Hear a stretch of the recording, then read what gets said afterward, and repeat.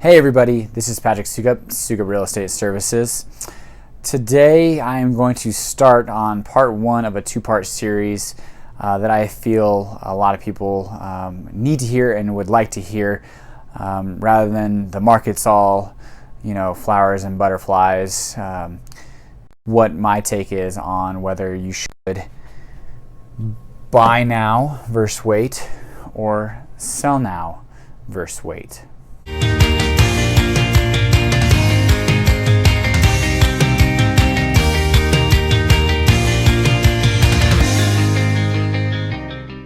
So part one is going to be buy now versus buy later. We'll jump into some of the arguments for buying now. Less competition. A lot of people are making funny TikTok videos, spending good quality time with family, rightfully so, working from home, but buying a house might be at the furthest part of their mind.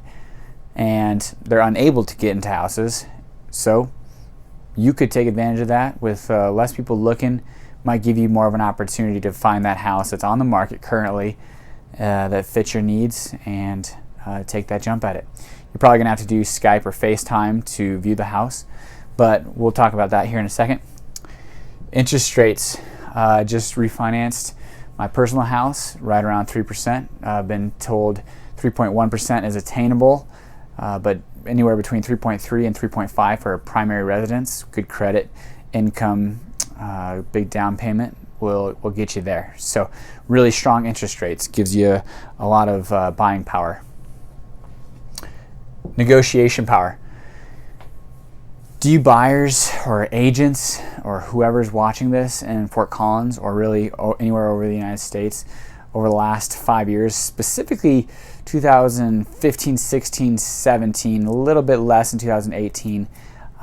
Remember how much power sellers had? It was a seller's market to the fullest. You'd get there, there'd be four other people.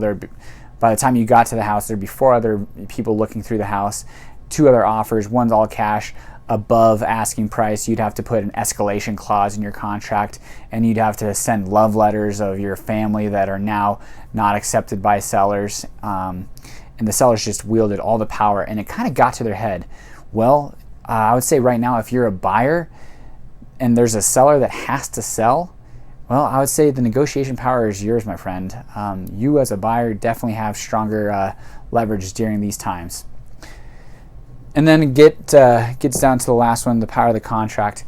So if you do have to do a FaceTime or Skype video to watch the walkthrough of the house, look at a Matterport 3D or pictures, and you do like the house, you do fall in love with it, I don't recommend taking this advice and just throwing it at any house. But if you do find a house that you feel like you could fall in love with and move into and buy, well, you could definitely use the contract. You have 30 to 45 days, or extend it to 50 to 55 days and put a provision in there that says this house is being purchased sight unseen. Buyer requires the ability to walk the house and leaves himself or herself the right to terminate at any time. I think a seller, if they're given the right purchase price and ability, would understand that and probably would be willing to go under contract. They might not go under contract with anybody else, so you might take that advantage. So that's the arguments for buying now. Those are some opportunities that you might be able to take advantage of. So that's the argument for buying now. What about if we were to wait? Why would you want to wait if you're a buyer in this market? Besides, obviously, you can't really even go out of your house if you're in Fort Collins unless you're an essential worker or it is deemed absolute necessity travel. Well, inventory could absolutely pop. I just did a bi-weekly analysis last Wednesday, and inventory is tracking just as it did in 2019, right around 170 units that are currently on the market.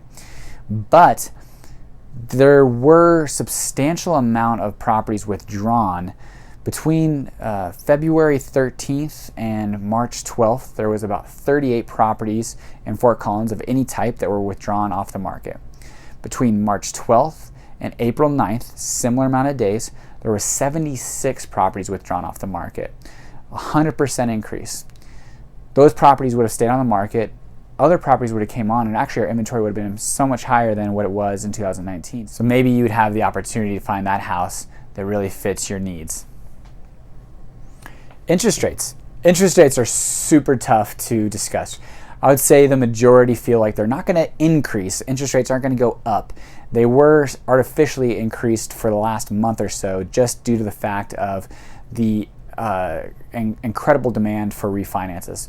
So hopefully once those clear the pipeline, interest rates, and it seems like they have come back down to what's a little bit more a market rate.